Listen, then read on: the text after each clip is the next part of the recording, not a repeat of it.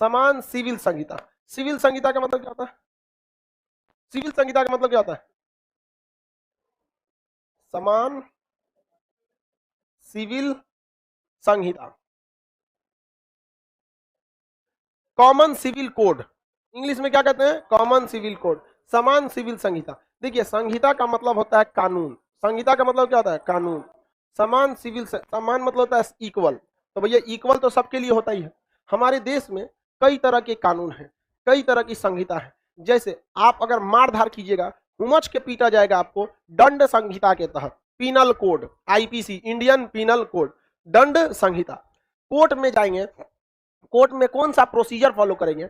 भारतीय अपराध संहिता, CrPC, criminal procedure code, अपराध संहिता। शाहरुख खान के बेटे को जमानत मिलेगा कि नहीं मिलेगा, ये अब दंड संहिता का हिस्सा नहीं है, ये अब अपराध संहिता का हिस्सा, वो सीआरपीसी का हिस्सा है, और उसे गिरफ्तार किया गया आईपीसी के तहत।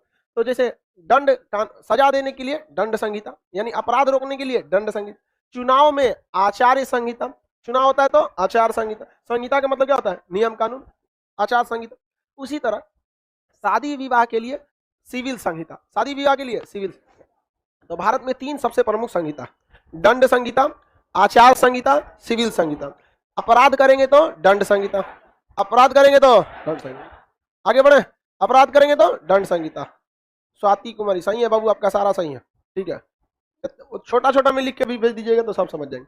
तो अपराध करेंगे तो दंड संहिता, चुनाव में नियम कानून को आचार संहिता, शादी ब्याह के नियम कानून को सिविल संहिता। क्या चीज? सिविल संहिता। आचार संहिता हिंदू और मुसलमान देख के लगता है, हाँ नहीं।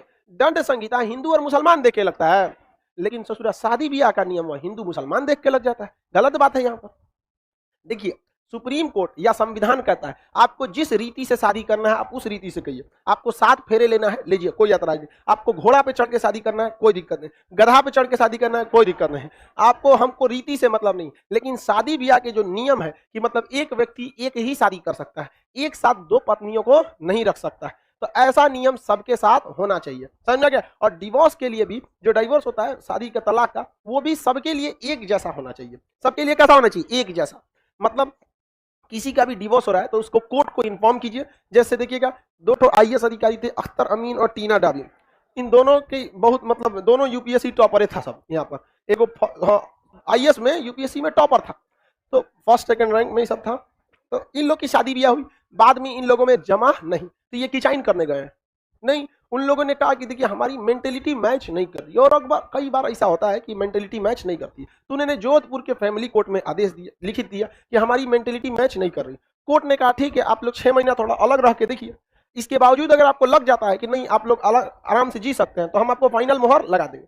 आराम से वो लोग 6 महीना तक साथ में नहीं था, उन लोगों ने देखा कि नहीं हम अलग भी हम लोग रह सकते हैं। फैमिली कोर्ट ने मोहर लगा दिया, ठीक है आप लोग की डाइवोर्स को एक्सेप्ट कर लिया जाता है, आपका तलाक हो गया। कायदे से तलाक हो गया कि नहीं हो गया? कोनो कचाई नहीं हुआ। तो समान सिविल संहिता भी यही कहता है, हिंदू हो या मुसलमान, दोनों को विवाह के कानून एक होने चाहिए, तलाक के कानून एक होने चाहिए, रीतियां अलग अलग, आप जिस रीति से शादी करिए। ठीक है, रस्मों रिवाज हिंदू धर्म की शादियों में बहुत ज्यादा है, बहुत ज्यादा है रस्मों रिवाज, समझा क्या? अब भोरे भोरे लड़की को क्या किया जाता है? विदा किया जाता है। तो कोर्ट और संविधान इस मामले में हस्तक्षेप नहीं करता है कि आपकी रीतियां क्या है, लेकिन डिवोर्स के लिए और तलाक इसके लिए, शादी के लिए, वो नियम दोनों के लिए क्या रखना चाहता है? एक।